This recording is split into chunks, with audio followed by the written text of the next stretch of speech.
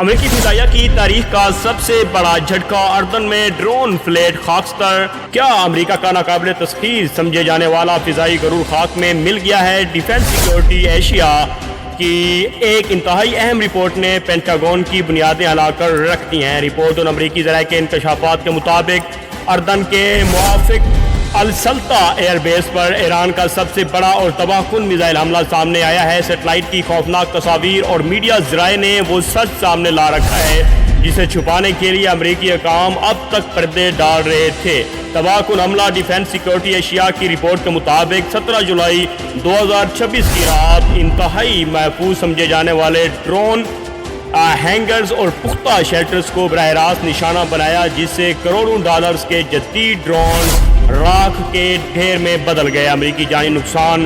امریکی سینیٹکام کے جاری کردہ اعداد و شمار اور میڈیا رپورٹس کے مطابق اس حملے میں امریکی فوج کے اہلکار ہلاک اور لاپتہ ہوئے ہیں، جبکہ پینٹاگون نے ہمیشہ کی طرح مخصوص عسکری نقصانات کی تفصیلات کو مخفی رکھا ہے۔